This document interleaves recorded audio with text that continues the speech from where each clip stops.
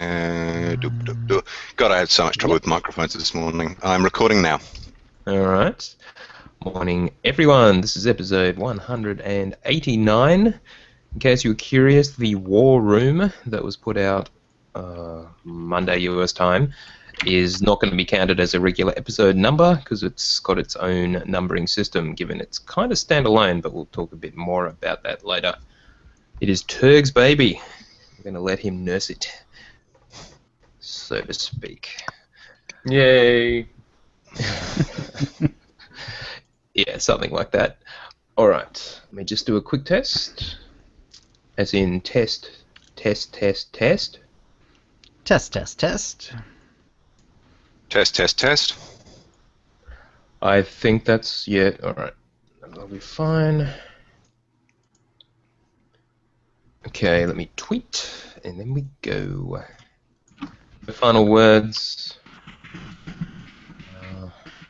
It won't be a long show. Really, there isn't that much feedback, and there's not actually that much news, and we got the interview, so that's the intention. Tweeting nowish.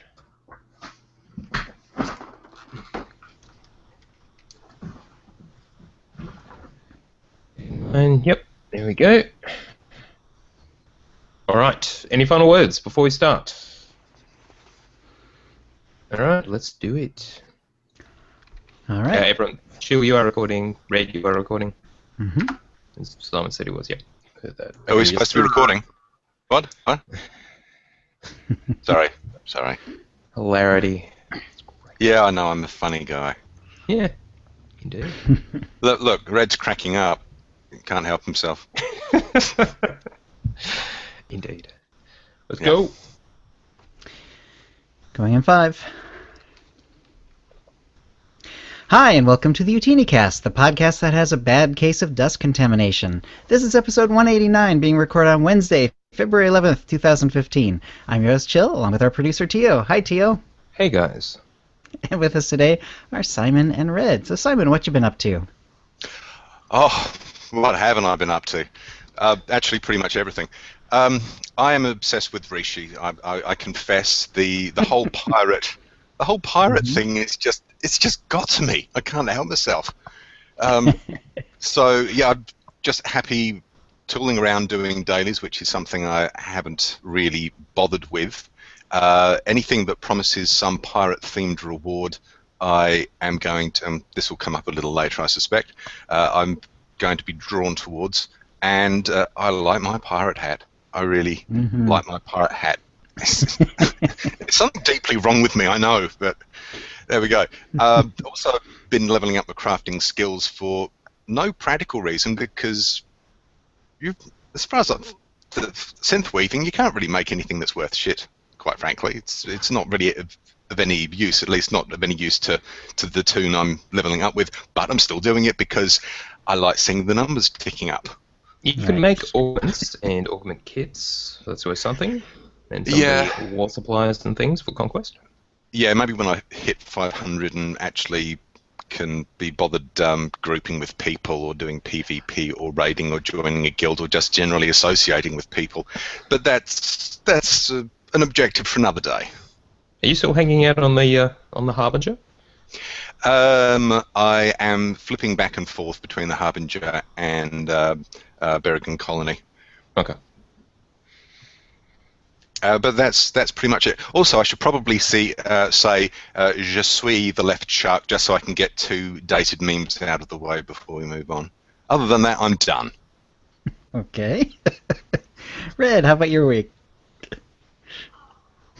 Well, did the operations full cleared. Still working on Underlurker. Our DPS was just a little bit shy.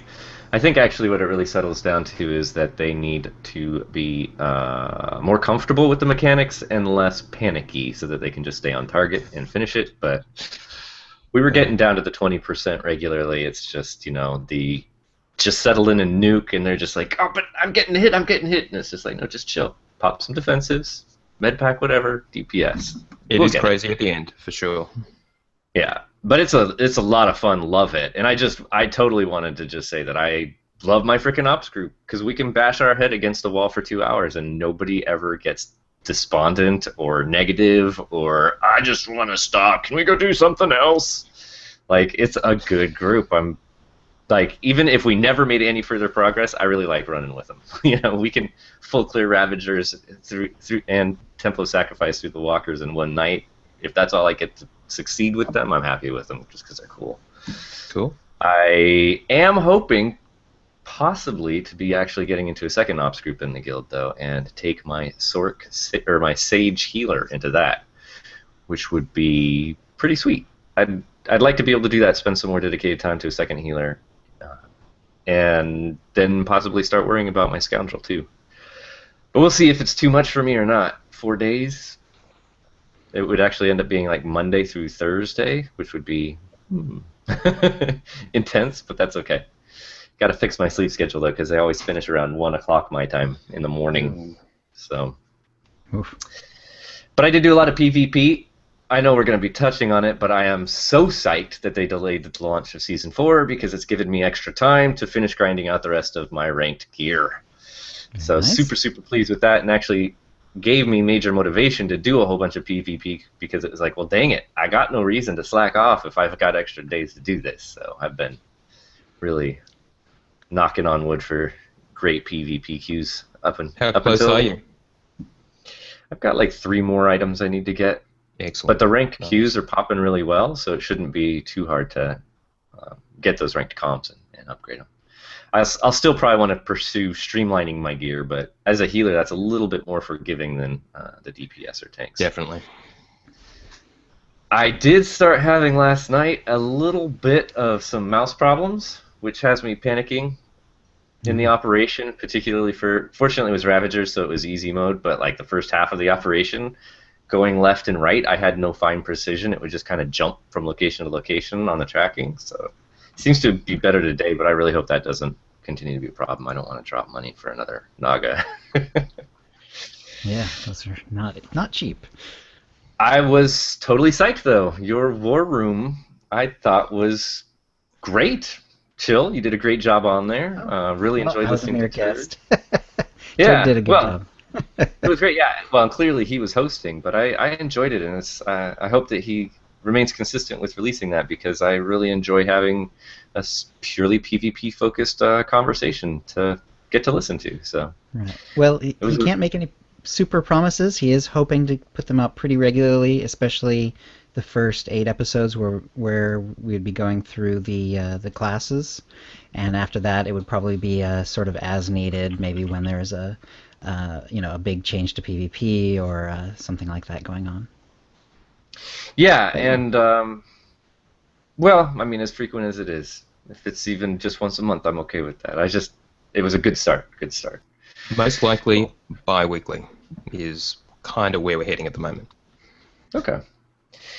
Beyond that, I did also go ahead and jump on that Humble Bundle pack, which I'm really psyched about. There were a bunch of Star Wars games I've never played in there. Some that I did. So I'm trying to decide. I'm thinking at least for this week on Friday, I'll do a whole long stream. I'm starting with Knights of the Old Republic. And Okay, cool. I'm calling it Retro Friday, but I was going to say I'm going to do Retro Fridays, and then I realized maybe I should have a poll going in my stream for a few days that I can get what the viewers would most appreciate for the Retro Day. But yeah, I'm going to try and at least one day a week do a full-on evening of retro SWTOR, well, retro Star Wars gaming. And I've got, like 12 games now that came out of that Humble Bundle pack? So, yeah, I'm looking forward to that. Like, I've never played any of the games with Kyle Katarn. And I love him What? from the EU. I know, I'm Outrageous. terrible. You are. And You're, I love him you're from a the horrible EU, from the human books being. and everything, but frickin' fail at playing those games. So, yeah, time to step it up, right? Very awesome. Beyond that, I I'm don't know really, yet. really happy with my operations preparedness because I get to, I have become known as the drug dealer in the group. Pretty much I come in with, 5 or more 8-hour stims for every class, all of the adrenals, all of the med packs, and pretty much they, I just have to ask, what's your pleasure? Open trade. I got them all, kids. So I'm really, really glad I took care of getting all of that Jawa junk when the slot machine was broken. Indeed. But yeah, that was my Alright, week. awesome. Sweet. Tio, how about your week? All right, let's start with rating. Firstly, our own group, Paradroid. We did the usual clear, story mode Ravages, and Temple of Sacrifice. And then, well, we're not one-shotting Underlurker. I think it took us 3 attempts to get him down this time. I mean, it's getting better each time, but Yeah, it is getting better. it's still a rough fight, and it's still, yeah. Then we spent the rest of the time working on hard mode Sparky, which is the first encounter in the Ravages.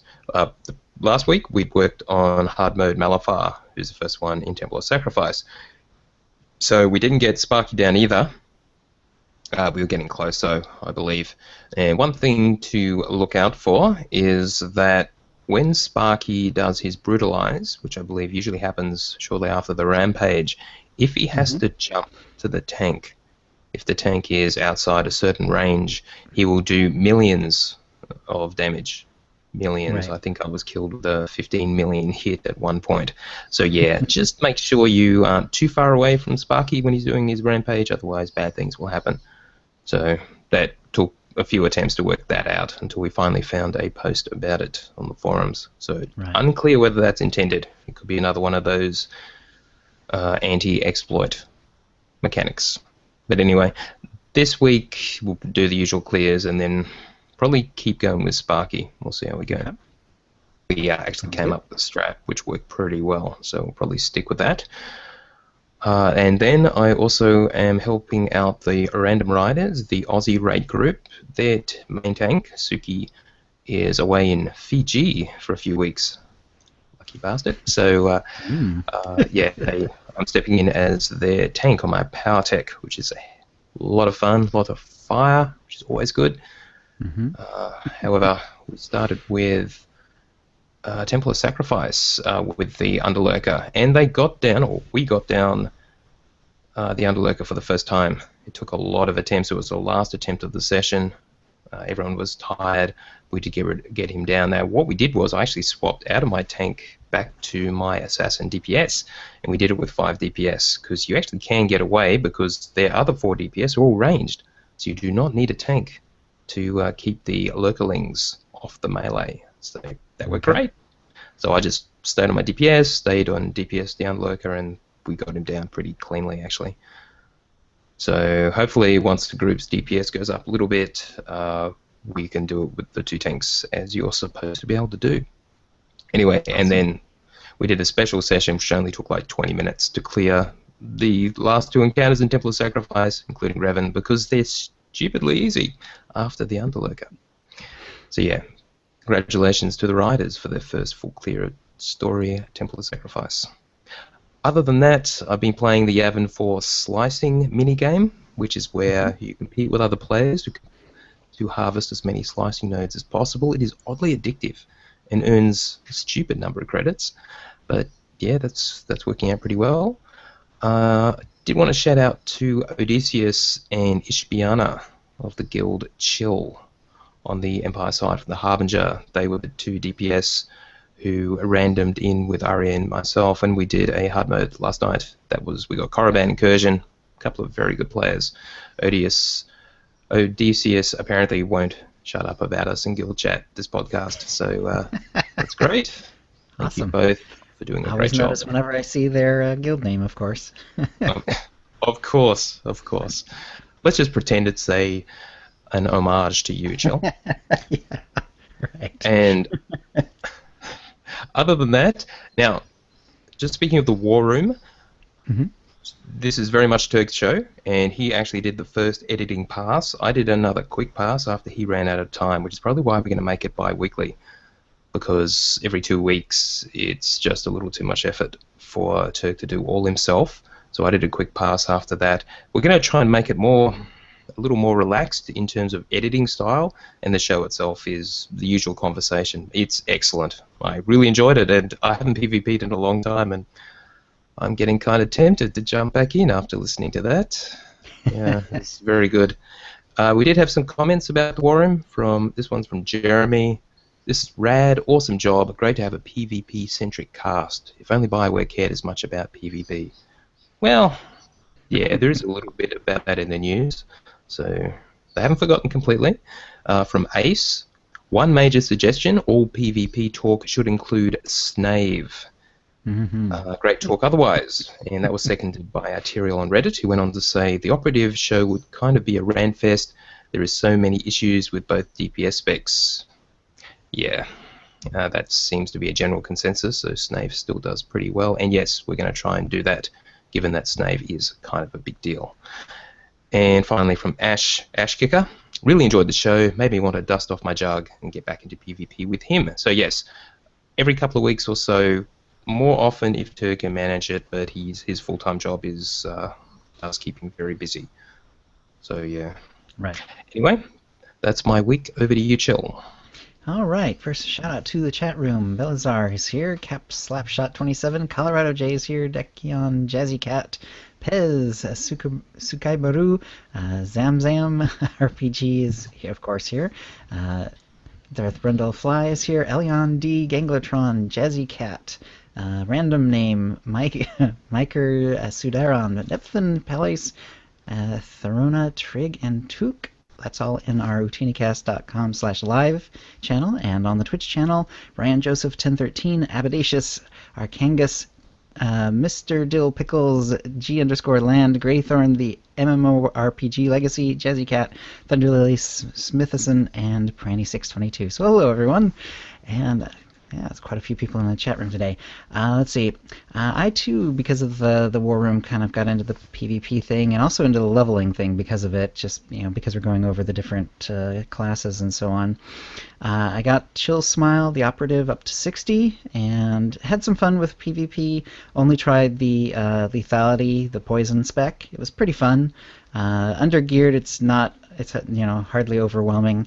But it is fun poisoning people and then hearing the rat-a-tat-tat when you do the big burst on them. So now I'm working on my mercenary because I don't really have any experience with them, and I believe that's where Turg is looking to make the next class for Utini War Room. So, however, the mercenary is going a little slowly, even though I put some good time into her. She was one of the classes I leveled basically from 1 to 60, all doing the class 12 times experience thing. So she actually had to finish her class quest. She has not finished McKeb at all. So I've managed to finish her class quest now, which got me all of 10% of one level. So which given that it took all of Voss, all of Corellia, and everything in between those two and after it, felt a little like a waste of time, but I definitely wanted to have that done by the time I actually do the 3.0 stuff. I'm kind of wondering if I should do the McKeb stuff or not. I might, partly because she's horribly underleveled, and I can use the buff to get through McKeb and get a little bit of gear, and then of course then it'll be into the single player flashpoints, and that'll actually gear me up pretty well too, so it may not be necessary, or we'll see how McKeb goes. I think she's actually pretty far through it, so I might just do it just to have it wrapped up. So that's the plan, and it's going pretty well. It's pretty fun. I'm doing the right side spec. I don't remember what it's called, but it's the one with lots of dots, and then the heavy hitting rail shot that pops up every once in a while. So unlike because the operative lethality one, you get that ability that does more damage for every dot you have on them. They strictly limit the amount of dots that you actually have available to you. Meanwhile, the mercenary, I think there's like 5 different dots I can put on people. It's absolutely crazy. So, all right. So, yeah, it's good to get some experience on the mercenary. Haven't other than the 12 times experience, crazy leveling thing, I have really no good experience with the mercenary before, or the Republic side one either, really. I did much the same thing on that side. So, yeah, looking forward to that. And that will bring us to the tip of the week. We've got 4 tips this week, and we'll start off with Nightmare of the Prophecy of the Five, who had an entry from last week that we're including in this week's draw. So, Tia, why don't you go ahead and start us off on the first tip of this week? That was from Pluto of the 13th Legion Guild. My tip is about the Rishi daily quest called A Crew of Your Own inside the Blaster Path Cantina. Talk to Harlow Rix and get the mission and make your light side or dark side choice, and the 5-minute wait time will start. Then log out that character, log right back in on that same character. You'll find that the time is up and the mission is complete. I use this many times and I find the load screen is less than 5 minutes. Wow. Probably not quite intended, but hell, if it works, it works. Yeah, I might have mentioned that before. I do that every time. Oh, I think I just tell my stream every time I do it. It resets the buff. I accidentally discovered that, actually, and because I went, I picked up the quest and I was like, oh crap, I've got to wait 5 minutes. So I was like, well, I'll go into my stronghold, get some crafting going, grab some stuff out of the bank, whatever, repair, yada yada yada. And then when that didn't take long. I went back and I was like, oh, it's done. Okay, I'll turn it in. And I was like, wait a second. So it's super handy. I'm sure there's some kind of in and out of the stronghold. I wonder if you use your fleet travel and then fly back, if it does the same thing. Maybe it's just a transition. Or go to your ship and come back down. You logged out and in again. You're saying you just did the travel to Stronghold and back, and it did the same thing? Yeah. Oh, wow. I just go to my Stronghold back and I'm done. Nice. And it takes you right back, so. Yeah.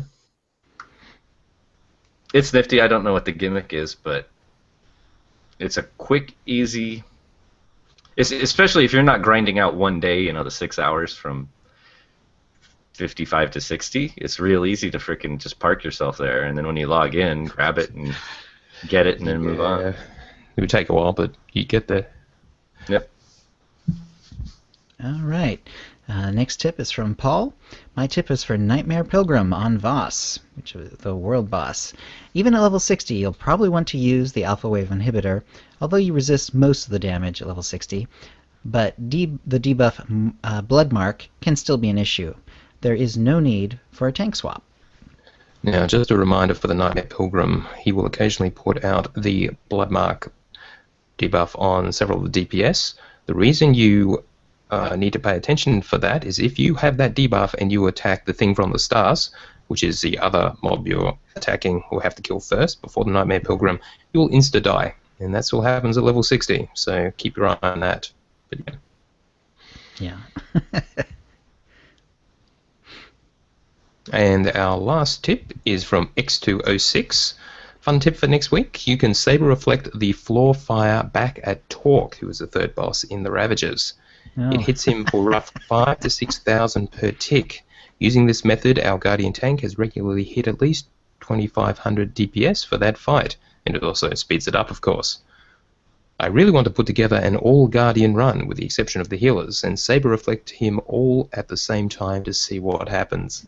That would be very interesting. That's awesome. That's cool. All right, by random allotment, the winner is Paul. So congratulations, Paul. You're winner of a Tonfon or M8R3 droid pet code, courtesy of BioWare, and an OotiniCast provided Cartel Market Pack from the latest shipment. And if you'd like a chance to win the same, please send your tips to OotiniCast@gmail.com by next Wednesday. That will bring us to the holofeed. Tio? All right, well, as of this point, we thought the Game Update 3.1 would have been deployed, but unfortunately not. They said that they had to address some issues that would have otherwise required an emergency patch just after, probably around about now. So instead, they have delayed it until Thursday morning US time. So by the time you hear this, the Game Update 3.1 will be out. And they also delayed the start of Season 4 Ranked PvP and Bounty Contract Week to the same time, basically, the Thursday the 12th. All right. Thank goodness. I'm glad to see them delaying because they know there's a problem. Indeed. No, I absolutely agree. All right, and Tate has also published the final version of the patch notes just today, and that includes quite a few little things, which we'll quickly go through. Most of it's the same, of course. They did actually mention the events. We talked about the GRI event Last week, that'll start on Tuesday at server reset, and that will start on Tuesday, 24th of February. That's a couple of weeks away, or 1.5 weeks away. And will last a week, at least this time. Since it's only a week, hopefully they're going to be bringing the GRI back on a more regular basis. It has, of course, been scaled up to level 60. And Bounty Contract Week will also start with this patch. And unfortunately, it will finish at the usual time next Tuesday. So instead of the usual 7 days, because of the delay to the maintenance, Bounty Contract Week was only 5 days long this time. But we'll be back next month, of course. And finally, this weekend, Valentine's Day weekend, is double XP. So no, not 12 times XP, double XP. Now it starts Friday morning US time and finishes midnight on Monday. So everyone will get an extra day. Usually the double XP weekend finished at midnight on Sunday from memory, but this one is the extra day. So for those of us in Australia, we do get Monday night as well to actually get some extra XP. So that's fantastic. All So right. if you happen to not be doing anything with your significant other, you could be taking advantage of that. I'm just saying, will the Forged Alliance's storyline take me from 55 to 59?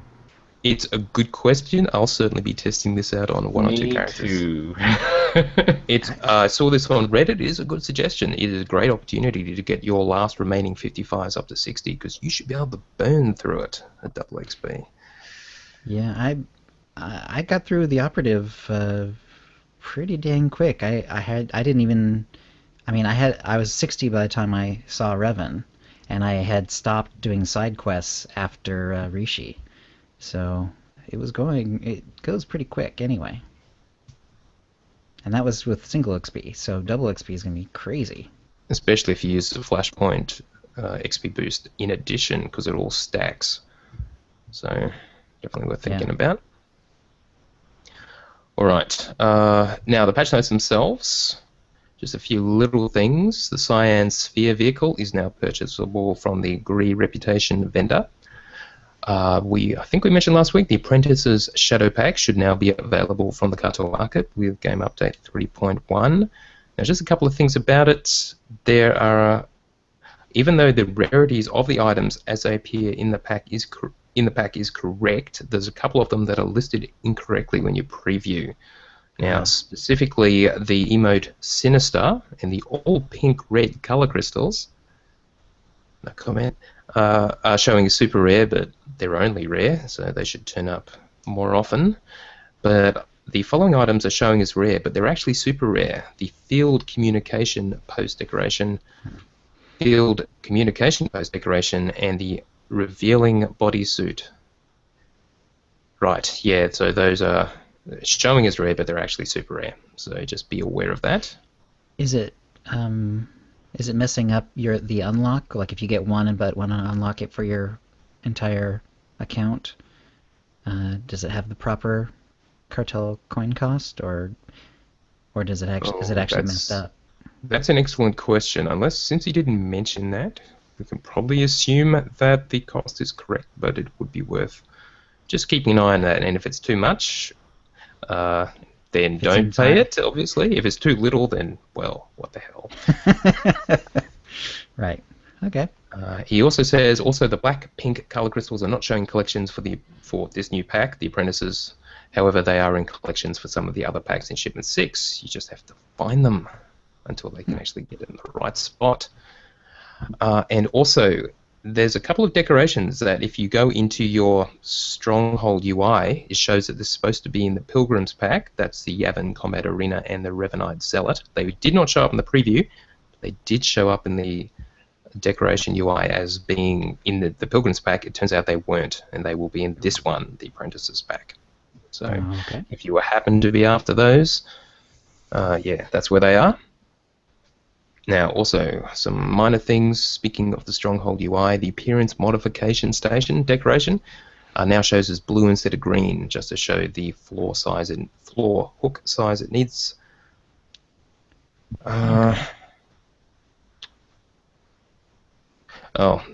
this is a bit of a surprise.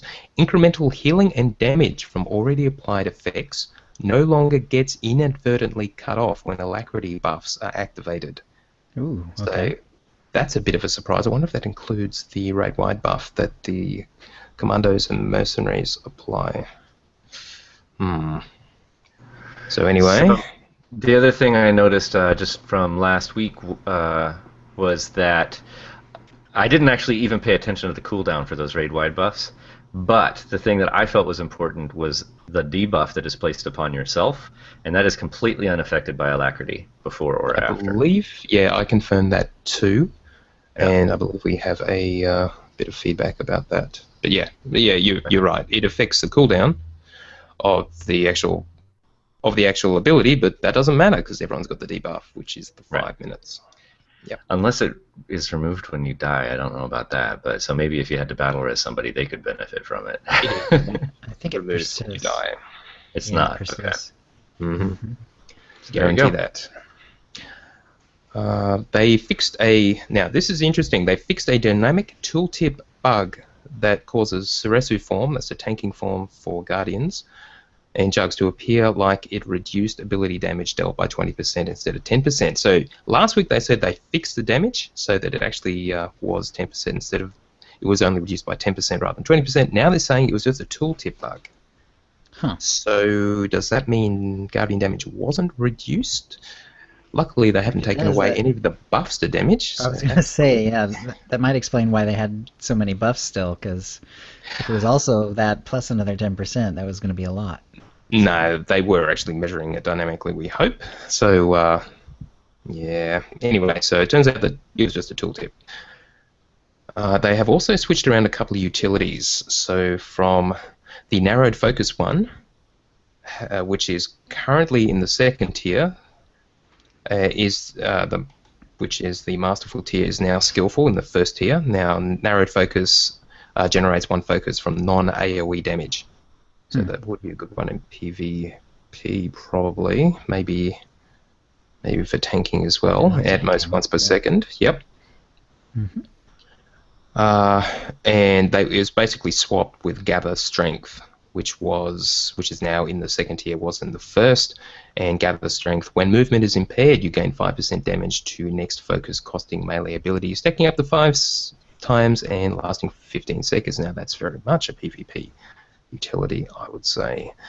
So yeah, that's now a little harder to get, so to speak. So Right. tanks, Jugs and Guardians, I strongly suspect your utility points will be reset. Not that it's a big deal to switch them around anyway. I guess we'll see. Yeah, we talked about both of those in the war room, so... Yep. Now, a wording change for flashpoints and operations in Temple of Sacrifice. First boss, Malafar the Savage, now only uses Frustrated Howl, that anti-exploit thing, in appropriate situations. Now, presumably that's a clarification that from last week it said allows a grace period before using Frustrated Howl, so that's probably how they implemented it. So, or whatever. Maybe they have tweaked it a bit more, but yes. What we actually did in our rating this week was we did 16-man story mode of Malafar with our 8-man. And it was easy enough because we'd done that with the riders as well, but we wiped a couple of times because we actually triggered the Frustrated Howl when the tank moves out of melee range. So hopefully, as of this patch, that won't be a problem anymore. You do have a few more seconds for the other tank to get back into melee range. I was surprised it actually affected us in story mode 16 because we never had a problem with it in 8-man. But maybe we just never needed it, so it wasn't a problem. One more change for Koratani. Being defeated by the bridge crew no longer causes Koratani, the last boss in the Ravagers, to fight the escape pod. Well, firstly, who is the bridge crew? Are they the people Battle to manning the the death. guns? Maybe? Probably. No one seems to know. So we don't know what that means. When we've had that bug, we thought it was because someone just kept attacking Koratani when she decides to nick off to the escape pod. Mm-hmm. Maybe not. Maybe not. Yes. Yeah. Like if nobody dies. Although Maybe just if anyone dies, you're considered defeated by the bridge crew. Yeah, I don't Because know. it's just her and the I chicken. don't remember people even dying though as the healer in that boss fight, and we had it happen. Yeah, us too. So So I have no idea. yeah. Weird, I tell you. If anyone finds out who the bridge crew are, please let us know. In Dread Palace, from the previous tier, it is now possible to complete the healing challenge during the Dread Master Raptus encounter, which is the second last in Dread Palace, on all difficulties. So presumably prior to this, it was impossible to complete Raptus, to defeat Raptus, and that actually sounds familiar. I'm pretty sure we've talked about that before. Have not gone back to Dread Palace since 3.0. We had enough of that last time. Maybe we'll go back for a retro run at some point. There is. Now, I guess that's something we might not have mentioned, but the rumors going around people that are checking old set bonuses versus new set bonuses. If you've got the nightmare versions of the old set bonuses, I know of at least 2 classes that I'm hearing the original two-piece bonus is still better, even with the reduced primary stat on the armoring. Would be Sage and Shadow, or Sork and Assassin. So I know that there are some people looking to want to rerun that content or go back and do it for the first time on Nightmare content with current gear because they want those set bonuses. So something to keep in mind. And I'd, always remember, you need all the achievements, 8 and 16. With the extra pieces of gear that actually have set bonuses on them in the new tier, can you actually get like 6-piece bonus and then go back and get the old 2-piece bonus? No, it's sacrificing the 7 slots. There's 7 slots, but it is sacrificing the 7? 6-piece for both 2 pieces and a 4 But they can't, so you can get a 4 and a 2. Okay. Yes. Cool. Apparently, yeah. No, it's usually the 6-piece, which is really the sweetest. At least for the tank it was. So I got my 6-piece on my Guardian tank somehow. I'm not quite sure how that happened. Lucky roll somewhere. Now, in Flashpoints, in Korriban Incursion, Commander Jensen and Darth Severus can no longer die of mysterious causes after using the Force Unleashed ability during hard mode Korriban Incursion. Now, I suspect this is an exploit, because I've heard whispers about something along these lines. Maybe. So anyway, that won't happen anymore, which is nice. I won't mention anything more about that until it's actually properly fixed. And the Imperial and Republic commanders in hard mode Assault on Tython now reset if moved too far from the combat area. Sounds like another, well, not exactly an exploit, but probably a way to make the fight a lot easier. I see. Yep. Now, they fixed up the drops from 16-player story mode Shadow of Revan operations, so both operations now drop 2 MK2 gear pieces and 2 set-piece tokens, rather than... Yeah, we wondered why, when we did the 16-man version, we got pretty much exactly the same as we got from the 8-man version. We did Malafire and Temple of Sacrifice, so that should now be fixed. Oh, I thought it was just another gimmick to slow down progression, in the whole gearing process. Yeah, you still get the ultimate comms, of course, but now you will actually get the extra gear as well. Numerous Shadow of Revan hit slot items have had voice modulation added. Ooh, that's cool. Yeah, that's just cool. It's no longer possible to do the Shadow of Revan arc twice. I have no idea how you could actually manage that, but apparently it was possible. And the Republic version of the mission weekly tactical flashpoints now correctly states that it is for level 60. So, yeah, I know that had been broken for a while. Looks like it's finally getting fixed. So people prior to 60, I believe, were able to actually do it, but now not so much. It just dawned on me. This is my guess. You could do the Shadow of Revan story arc twice if you went to Rishi and did the whole story arc, and then went and did the Forged Alliances, which leads you back into it, and it probably had a link there that wasn't being reset when you started without doing Forged Alliances. Oh, wow. Yeah, that would be unfortunate. Okay. Well, yeah. So, no more of that if you were doing that.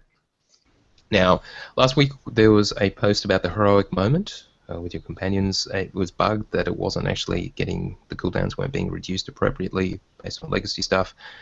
And it seems that even though it was slated for 3.1, it hasn't made it. At least it's not in the patch notes. And also, for Virulence Snipers, Laze Target is supposed to make your next Cull auto-crit. Instead, it just consumes the Laze Target effect once Cull is activated, but before the first tick hits, meaning only the first tick, if any, will crit. And this is definitely bugged, according to Tate. And yeah, they're going to try and get it fixed for 3.1.1. It is not fixed in 3.1. Do we know if this is working in the pub version and it's only bugged on the imp side? In that thread, people were asking that same question, but no one had replied, so I don't know. Okay.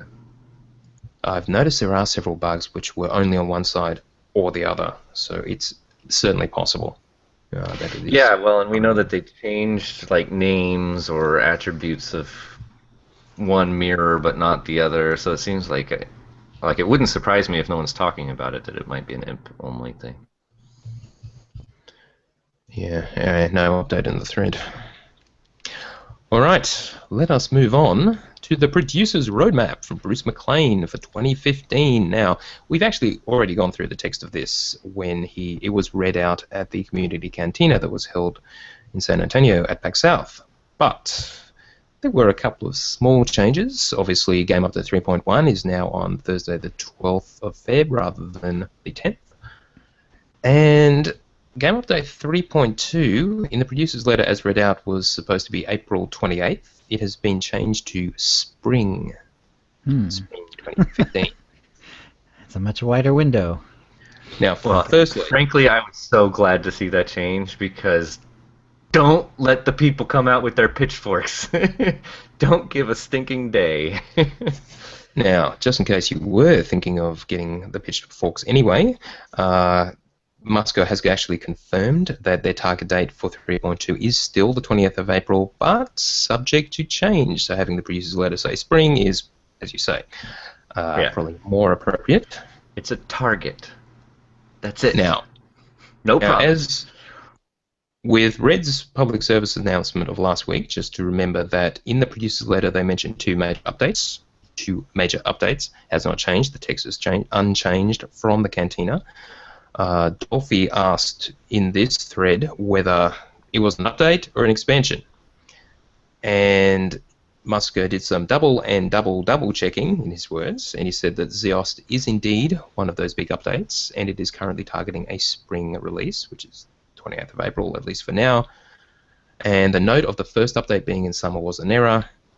And yeah, so their updates, it's one with Zeost. It won't have a level cap increase, obviously. It is not an expansion using the normal definition, which we talked about too much last week. So, yeah. And the second big update, who knows? Maybe that one will be an expansion or maybe like 2/3 of the way through the year. And then a big expansion at the end of the year. Who knows? So knowing that Zeost is one of those big updates, do you think that this is going to be more like, say, an Oricon with an overarching story that turns into like a daily area, or very much. Yeah. Okay. Probably story or story heavy, as in the lead up, just like with Oricon, was probably a little more expansive. Probably, though I very much doubt there's going to be an operation at the end of it. But yeah, exactly.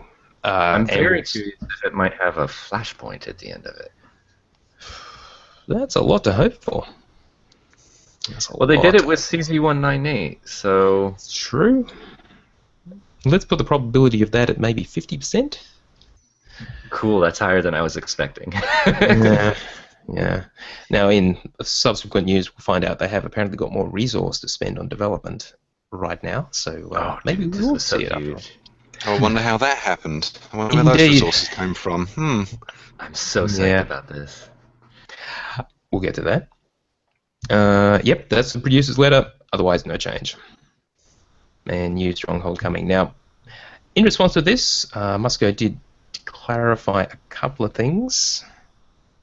On PvP and class balance, Bruce just came by and agreed that his producer letter should have mentioned class balance, which of course they are tweaking, as we've seen on the PTS for 3.1 and for 3.1.1. So they're doing that. and he mentioned he didn't say anything about PvP at that point. But in other content, he did go on to say that the PvP team is as busy as ever. We aren't ready to talk about what they're working on. Please remember that this is not a comprehensive list of the whole year or even beyond that. So yeah, so you can probably interpret that to mean there is at least one more map in development, maybe an arena, hopefully an 8-man. Yeah, but they're just not saying anything at this time. The issue of the queuing issues, which is what used to be called better than crossover. They are still working on this. Unfortunately, no further updates at this time. Now, as we talked about this last time, I'd be shocked if there was anything before June. More likely it's going to be towards the end of the year that we're going to see anything like this. Hopefully before the end of the year and the sort of pinnacle of the Star Wars hype. But, yeah, frankly, I think it's less than 50% chance, but I would really like the second big content thing to drop to have a lot of PvP tied into it, but yeah. They're just really not talking about PvP, which makes me thinking nothing before the end of the year. Well, until the end of the year. Yeah, and their focus is clearly on story stuff, and we're going to see that throughout every patch, every update. Yeah. Though, as you say, maybe there'll be some PvP stuff as well, but it will clearly be in addition to, not instead of. Yeah, we got a Macabre arena. Give me arenas that tie into that story on those planets at least, something. A Rishi arena, a Yavin arena, yeah. Yeah. Alright, now, moving on. Ranked PvP Season 4 will start by the time you've heard this on pretty much with Game Update 3.1 on Thursday the 12th. I'll have to get our leaderboard page updated for that. Presumably it'll all work pretty much the same way. We did get a teaser blog that showed some rewards, and all they mentioned was showed a picture of the Swashbuckler's weapon set, and following the Rishi theme. So Simon, this may tempt you to PvP. I will kill anyone who gets in my way. I want that stuff. That would be the purpose of ranked PvP. Yeah. PvP is beckoning, finally. I see a motivation. There's some gorgeous weapons in there.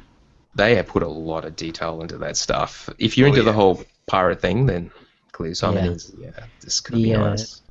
Right, the lightsaber with the old-fashioned handguard, single-bladed, is pretty sweet. And I like the wood stock like the cannon. On the guns too. That's nice. I mean, the whole design ethic is just jump the shark, basically, or nuke the fridge, whatever the phrase these days is. But I've gotten past that. I don't care. It's cool. I want it. Exactly. Yeah. This is very Clone Wars inspired. Yeah, it kind of is. Nothing wrong with that. No.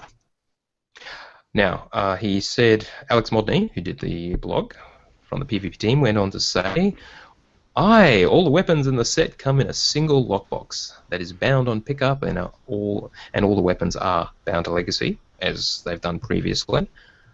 So, he also said, in addition to the weapon set, Garada will be offering decoration trophies, unique titles, a unique color crystal, a beaut of a mount, and a top 96 character reward. So no hint yet what the mount is. So unlike previously, they didn't tease us like it was a walker last time.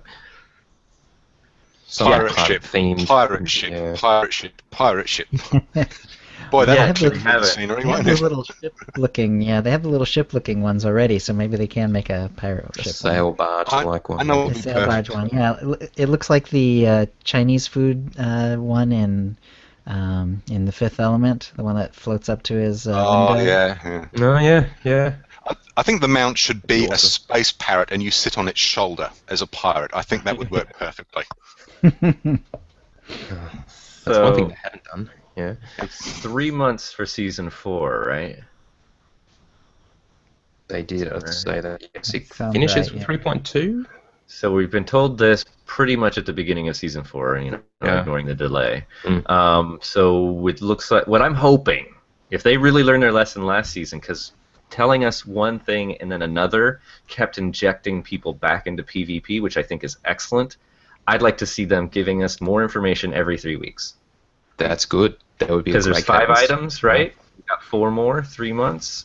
Yeah. 3 weeks would be perfect because you'd have those people that are inspired, and then after about 3 weeks is right when it starts to tail off a little bit. So then you get them inspired again, or get the next group because maybe somebody thinks these weapons are terrible, but then they see the color crystal and they're like, "Oh God, I want that!" You know. Just keep those numbers up because it does seem to work. It kind of looks like a black core with a blue outline. If they're using that as that picture as too the bad. base. Yeah, No. kind of a Nice. teal blue. It's kind of nice. As per the previous seasons, the weapon set is the second tier of rewards, which means there will be a rating threshold to get to. You can't just turn up, because Season 4 is the last one where just turning up will get you into the bottom Tier 3. But these are for Tier 2. And also note, for those who don't PvP, someone did ask, so I don't want to do PvP, how do I get this sweet gear? And Alex Modney said, sorry, these rewards are exclusive to Season 4, but they're going to pass the hilt desires onto the Cartel Market team. So maybe something similar, but these particular looks are unique to the ranked PvP rewards. Awesome. Moving on, PAX East Cantina. We talked about it last week, and all the details have been confirmed to be Saturday, March the 7th, 2015, at the Hyatt Regency Boston.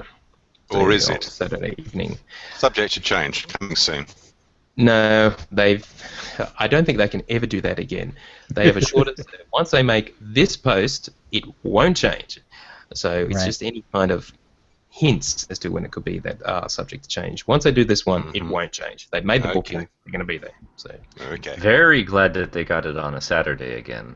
The Fridays are just prohibitive to travel if you want to go participate in these things, even if it's for a con, you know. So I'm really glad to see, and it's later in the evening too, so people can get their meals before showing up or whatever, and then get drunk with the devs. Very, very true. 8 to 11 p.m. Eastern Time, because it is in Boston. Boston. All right. Yeah, it's always good to eat before you get drunk. Otherwise, you just end up dry heaving. So it's you need something in your stomach. Right. Good advice. What he said. Yeah.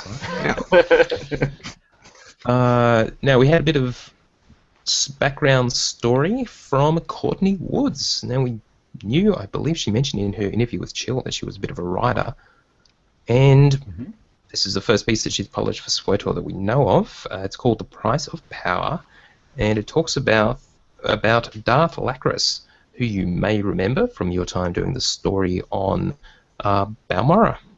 Both sides, you do encounter her in one capacity or the other, and it turns out, they probably mentioned this previously, but I'd forgotten that she was Darth Marr's apprentice.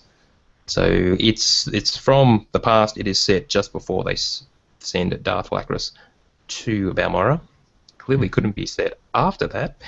So it's actually really good. So it's worth a read. It was good.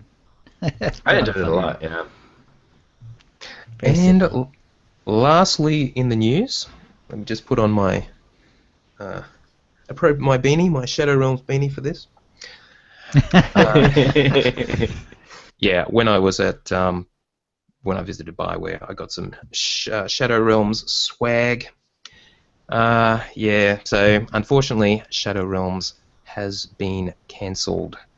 Now, we knew it had been on hiatus for a while because they had apparently gone back to the drawing board. They got a bunch of feedback saying it's a great game, but they wanted to make it better, etc., etc. But Jeff Hickman, executive producer, has announced that, well, what he said was they made the decision to not move forward with the development of Shadow Realms.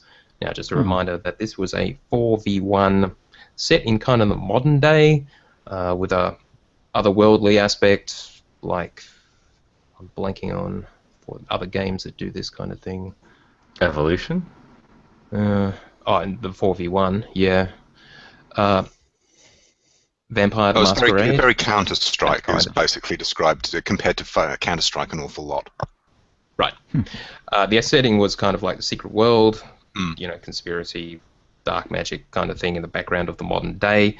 The 4v1 thing, you had a party of 4 fighting a dungeon master or someone who was basically equivalent to 4 players, and the 4 players were fighting against 1 player, and it was all, it's an interesting idea. The whole concept has kind of come out of nowhere, and they were trying to jump on the bandwagon. But apparently, according to Jeff, while the team did amazing work on the game concept, and we got lots of great feedback from our fans at events and through our other game testing, right now there are other projects for the team to work on within the BioWare studios for the coming year and beyond. And he goes on to say, these include additional ongoing enhancements to the award-winning Dragon Age Inquisition, which was their big winner this year financially, as well as the next game in the Mass Effect series and other new IP. There's going to be a 4th Mass Effect. Did I know this? Did we know this? Yeah, they've been talking about it for a couple months now. Okay. I still haven't played any Mass Effect. I'm sorry to admit. It's still pretty early days for it, though. Okay. But the biggest focus of our team in BioWare Austin will be on Star Wars The Old Republic. As every Star Wars fan knows, this is a massive year in the Star Wars universe. We have some great plans for expanding this epic game this year, and look forward to sharing the news about those plans with our players in the coming weeks. That's very cool. Hell goodbye Shadow Realms. And yes, SWTOR is going to be getting a lot more resource. So the Shadow Realms team, size undisclosed, though it wasn't small, is now being dispersed to work on other games, but particularly Star Wars The Old Republic. Yeah. And presumably the money that comes with the cancellation of the game. Do you think that this might be a direct reflection? I mean, obviously the hype around Star Wars itself, but also the fact that EA made a very clear statement that Star Wars was a big deal for their most recent earnings, and maybe they've decided that it's worth putting more money into it because it's worth it? It's a strategic decision, yes. Given the movie is coming at the end of the year, and all the Star Wars hype that is building, and will continue to build, now, there's going to be a community cantina at Star Wars Celebration, which is at Anaheim in April. So I wouldn't be surprised if they announce something there for this. Now, in terms of what it could be, I don't know. In terms of just more stuff that we already know about coming, but could they do something major that we just completely out of left field that we just don't have any idea about? Any thoughts? I'm going to go say yes. I would not be surprised at all. I mean, the pulling Shadow Realms was a pretty substantial move. To be perfectly honest with you, there's aspects in the description between that and Titan, Blizzard's also cancelled Titan, that they in some aspects they really sounded quite similar. So I can see why that. Also, that you read the premise for it, and it's all what was it? It was basically just using words, synonyms for light and dark. So, the shadow something, and the Radiant Empires, I think was the. So it had some intriguing mechanics, but I don't think it had enough differentiation. And obviously they realised it didn't have enough legs to really be something they wanted to throw their resources behind, when clearly they've got something that's been gradually building as a cash cow and is this year going to explode. Indeed. I think there's a very good chance they are going to do something pretty substantial here. I don't know what yet. I haven't got my psychic helmet on just now, but I have a swelling hope building in my chest that may also be a heart attack. I'm not sure. It could be some sort of lump of fat moving into an aorta. Well, and I know that, of course, if there's a big reveal at Celebration, everybody wants it to be some kind of tie-in in some way to the new series. I cannot see them making that announcement with the complete lack of information about Episode 7 as it stands. And the fact, I don't think they'd let EA make that. Disney would let EA make that announcement anyway. Absolutely. Yep. But they're going to have some sort of hook, I would imagine. Whatever the locations are in the new movie, we're going to have some 3,000 year antecedent to there's going to be some sort of tie-in. I'm not sure what they're going to. Most likely they're going to do it with location, and possibly some order or organization. There's going to be some sort of thread. It might be thin, but they're going to have to do something to make the movie relevant to SWTOR and vice versa. Trig in the chat just said SWTOR version 2.0, which is, there was a rumor about this going around a while ago. Someone posted something on Reddit, which I thought was pretty much garbage, and still think it's pretty much garbage. Some fan just made it up. So I guess it's possible. Completely new MMO, yada yada, but I would say very low chance. I don't think so. The engine. I mean, there might be some. No. I think if anything remotely along those lines were to happen, it would be like, hey, we've decided we're going to do it, but we haven't started yet, and it'll be out in 4 or 5 years. Maybe. But I just don't think it's something that's going to happen. There are those people that seem to like thinking that would happen, but honestly, I think we've got a good enough game here. They just need to dedicate the resources to keep continuing to make it more excellent. Yeah, exactly. Darth Brundlefly in chat said Tor is going to have an NGE like patch, just like Galaxies did. Well, no. Honestly, can't see what they could possibly do to make it different. I mean, it is a mainstream MMO in its current form. What would they change it to? Yeah, no, I don't. It's all very stimulating for discussion and debate, and putting the fear of God into people about all of the time they've already sunk into their tunes and what's going to happen to them. It's a bit like people debating the leaders of political parties. It's slow news day, so you create a bit of fuss. I do not think they are going to do that. I would be incredibly shocked if they did. Rather than fear-mongering the people, or don't be afraid of it. If there's something coming like that, in fact, hey, yeah, there is something coming like that, so you better come in and play right now while the game is good before they ruin it. Exactly. Hey, maybe they're going to get the Frostbite engine they were using for Shadow Realms, and that's going to replace Hero. It's just going to make the whole game, well, probably very much the same, to be perfectly honest with you. Yeah, whatever they do, it'll be better. So I'm perfectly happy with whatever they come up with. Now, as Jason Connell said, for the SWTOR fan, woot! For the BioWare fan, oh, bummer. So, a shame about Shadow Realms, but as Nathan from Old Republic Radio pointed out, there are other games on the 4v1 bandwagon already, more jumping on. It's probably a waste of time for BioWare to jump on that anyway. Now, Shadow Realms may come back in some other form in the future. Maybe not 4v1 anymore or something. Who knows? But yeah, for now, it's gone. Okay. I was just really, really glad but the biggest focus for our team is Star Wars. Like, exactly. Sweet. We acknowledge that these other great games exist and will be improved and are coming, but Star Wars is a big deal. Yeah, absolutely. And which is just going to build. So let's look forward to whatever they're going to announce in the coming weeks. That implies it's not far off for the announcement, or announcements. All right, community news, a couple of small things. HK Chubbs was the contributor of the Utini Rage that we used last week. We don't have one for this week, so I'm going to get, let's say, Simon. I'm sure you can come up with something. Now, the set bonus guide. He's so caught off guard. Deer in headlights here. It'll be fine. Now, the set bonus guide that Chill originally did for Game Update 1.0, and I updated for Game Update 2.0 when the set bonus was changed, I have updated it again for 3.0 because, of course, now we've got 6-piece in addition to the 2 and 4-piece. Yeah. And I have linked to it. The old link will work.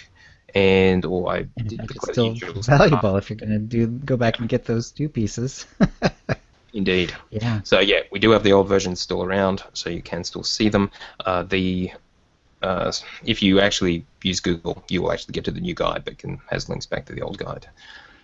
Yeah, it's pretty cool actually. These guides if you look up like 2 and 4-piece armor, armor sets, WOTOR, you'll go take you right to it. Because for whatever reason, no one else really put that together that way. So I'm glad you updated it for 3.0 TO. That's awesome. It was a great concept. It collects together, in case you have never seen this before, all the set bonuses for everyone, just in one place. And this is actually something from an anonymous Sork who commented on the update to the set bonus guide, mentioning what Red already talked about. For Sorks, the theory crafters and guide writers are right. The old alacrity bonus is definitely better than the new set bonus. I got the new one anyway because I wanted all the extra willpower. His DPS went down by 200. So, as Red said, that's why you want the old set bonus, at least 2-piece. That makes sense that it's the alacrity bonus because they've made alacrity so much more valuable now. Exactly. And that's the news. All right, that'll take us to the Force Feedback, where we read out your tweets and emails. And chat room, if you have any questions to ask, we'll be gathering them now to ask once we're done with the feedback. And we'll start with Force Chuckle. Nothing soothes the frustration of having to completely redo a Razer Synapse profile, like listening to the OotiniCast. Oh, man. Yeah. If my Nostromo program failed on me, that would really suck. Yeah, the Logitech equivalent is somewhat better than Synapse, but they're both kind of terrible. But Synapse is pretty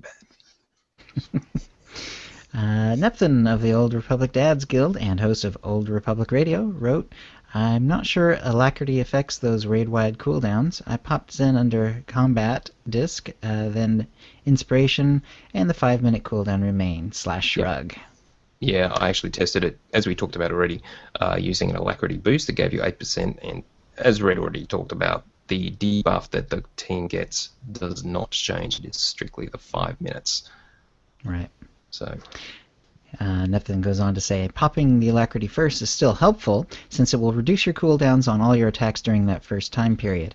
If Alacrity affected the defensive cooldowns or those raid-wide class cooldowns, that would be a little too amazing.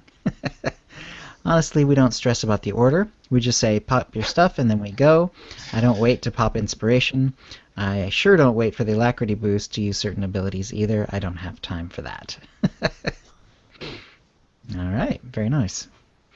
Lance Woolbright wrote in, I just had our first guild clear of Temple of Sacrifice, and we one-shot each boss. Nice. one-shotting under Lurker is an achievement. Very nice. Yeah. Yeah, that means you have to get it just right. Yep. Jason Z-Man wrote, any good news on the sweet Knight/Raid shirts being available for purchase? I want them so bad.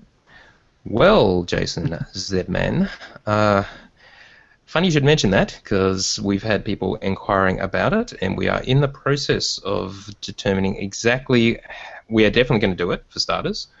We're probably going to find a local printer and hopefully one in the US as well to distribute them, because if we do them all in Australia, you guys are up for $14 Australian in shipping, which, given the state of our dollar at the moment, is actually not that much, honestly.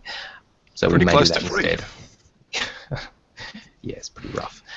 So anyway, parity there for a while. I haven't checked in a while though. Yeah, no. Apparently, I don't want to get into this. Sorry, I did have an interview with SOTOR Economics recently, and it's still on my... I think we're at parity with the Fiji dollar at the moment. No. Excellent. So conch shells and... They'd probably be more valuable, yes. You probably would. So the upshot is we're going to be doing both Utini Knights and Utini Raid shirts, and yes, you will be able to order them. We're going to probably do an ordering system on our site, OotiniCast.com. Keep an eye on at OotiniCast on Twitter for news, and you will certainly talk about it on the show. It will be, we'll probably charge a little bit extra, so we make a little bit of profit just to fill the war chest, but it'll be pretty close to cost. Cool. All right. Jason W. wrote, you want to know why I like PvP servers? Because one gank can start an hours-long planet-wide war. Hashtag Tatooine. I guess that is a thing on PvP servers. Yes. Chong wrote in, although technically you could do it, Tatooine's where the open PvP area is, so that can work on another server. Or people can Although I know voluntarily flag themselves. I mean, that's happened on the Harbinger and the Oricon, for example. in certain places where there's lots of people together. And Yeah. so on. Yeah. Chong wrote in, Utini Rage got a new tank on the guild ship, the Starcrawler. Boss Chong is modeling. Yeah, thanks, Joel. Nice. Yeah, he's got some funny emotes there going on there. That's with Boss Chong. He was very Yeah. proud of. Yep. He's basically the same color as the tank he's resting against. All right. Andrew Kim wrote, I linked us to a video interview with Drew Karpyshyn done by the channel Schmoes Know, asking, among other things, whether SWTOR will be canon. And there's a YouTube link. Yep, it's an excellent interview, and I'll give you the spoiler now. He doesn't actually know whether SWTOR is canon. It's just the same answer we've got before. Basically, Shocking. it's in the Old Republic era, and no one has said it isn't canon. No one has actually said it is. The story group who are looking after it for Star Wars now is quite happy for BioWare to keep doing what they're doing in the Old Republic era. So, I'm really, yeah. to be honest, I'm just constantly. It's almost like the longer that Disney refuses to answer that question, the more hope I start to have that perhaps something will actually carry through, or that they could at some point just come out with a we're never going to go that far back in time in the Star Wars universe, so it can all be true because information can be lost over time, you know? Yeah, exactly. Yeah. Yeah, Canon's a very just weird assume thing it's these true days. until we hear otherwise. As far as I'm concerned, it's canon. Yeah, well, and that's the thing. Just the fact that they refuse to say no, that's part of Legends, just really pleases me. Indeed. Indeed. Exactly. All right. Dean wrote, do you know why Boku mobile payments no longer work for Australians? It was a great way to get extra cartel coins. Yeah, so I actually tested this out. I've never done it before. You can purchase 450 cartel coins using this system, which will then send a message to your mobile phone, which you confirm, and then the charge is put onto your mobile bill. Apparently, is the way it works. I tried it out. They were going to charge us $7 Australian dollars for the 450 cartel coins. That's about right. And yeah, I got an error on the website, something about this offer is currently not supported for mobile payment. So I did ping the community team about it and updated the thread on the forums where this is a problem. So this seems to be generally broken for Australia. It sounds like the gateway with Boku just kind of got screwed up at some point and no one actually fixed it. So yeah, for those of you who do it like that, and why not, yeah, hopefully it'll be fixed soon. That has been broken since early 2014, apparently. Okay. Let's see. Karen Ohm wrote in, at the PAX South Cantina, I asked a dev about crafting and how 3.0 was so much less than the Galactic Stronghold patch. For example, used so rarely they are vended materials, so on and so on. I was surprised then when he said it was an issue with how the crafting system / engine works, and that Galactic Strongholds was a lot of work to get crafting that way. It never occurred to me that they could not just make arbitrary changes. On one hand, this is very sad news for me. If you're not part of an organized raid team, then the elder game for PvE players tends to be crafting or alts. And it's hard to get excited for alts after 12 times experience. Plus, there's the 22 character limit. And it appears there are considerable obstacles to making crafting relevant. What's OTOH? On the other hand, On the other hand, I felt better that there was a reason why the crafting in 3.0 was so anemic and unimproved from pre-Galactic Stronghold days. There is a system limit in the way that hero... in the same way that hero means that it is extremely unlikely we will see 100v100 matches or that we will get cross-realm queues. By the way, did they ever follow up with their better than cross-realm queue dev tease? Which was... Well, yeah, we already talked about that. And yeah, so I wonder what the dev actually alluded to. Now, I did ask the community team about this one as well, so I'm curious what they say. What is the limit with the hero engine? That is a problem with crafting. So it would be interesting to know. Right. like you can only have so many inputs to something before the system just kind of clogs up? Oh, maybe. Yeah. I know wonder they if have to be there's any careful with balance. I wonder if there's any back-end technology or infrastructure that they were preparing for Shadow Realms that they might be able to fold into SWTOR. I'd say no. Probably not, but I can dream, can't I? You can dream all you like, yeah. Yep. Now, he does bring up the interesting thing about the alt game, which is very big in SWTOR, given that it is all story-based, and how with the 12 times XP, a lot of people will have filled up their maximum 22 character slots. Now, they have talked about increasing that character limit, though it may be in conjunction with the queue improvement thing, the mega server, we think, change they're going to make eventually. Yeah, and even at 22, you're already more than one per every advanced class on both sides, so... If you rush the class up, or rush the character up to 55 using 12 XP, I'd say just delete it and do another one the proper way. That's murder, Theo. That's murder, and I will not endorse that. I never deleted a character in my life, and I probably never will, but if you filled up your slots, there's also always other servers, of course, but... Right. Okay, and Red, have there been any questions that we need to go over? Oh, yeah, just two. Darth Brundlefly was saying, so does this mean Dallas, Gabe, and James are back on the SWTOR team now that Shadow Realms is shut down and those resources are being given to us? That would be Ellis Dickinson, Gabe Amatamajello, and James Olsen, I guess. And that's a very, very good question. I do know that William Wallace, he was from the original SWTOR team and was working on Shadow Realms, is no longer working at BioWare as of a few days ago, so... Who knows? Yeah. So maybe. Might be interesting. Presumably some of them would be, yeah, if they're still at BioWare Austin. Yep. And the only other question, is there a schedule for the PvP topics going on in the War Room?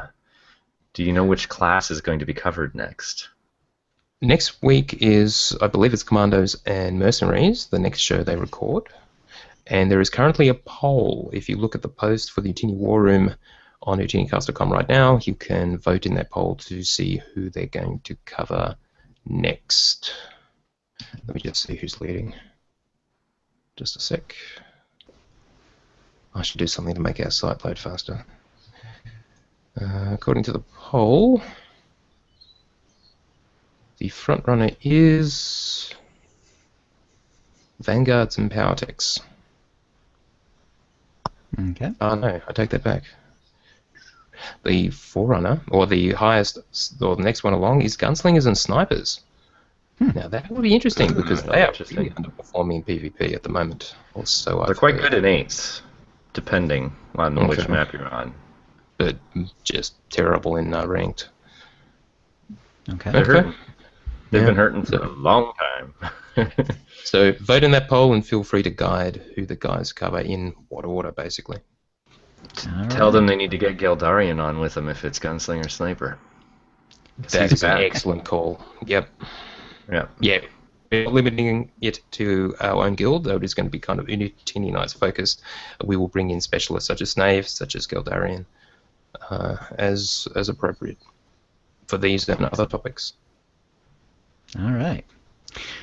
Cool. Well, we're not going to hold a Sarlacc Digest this week. However, this is a good time to say that my interview with Andrew of SWTOReconomics.com will be published as episode 190 this Monday, so we'll be getting some extra content out that way. And so that's a show. If you'd like to play with us in the Utini Knights Guild on the Republic side of the Harbinger server, or in our...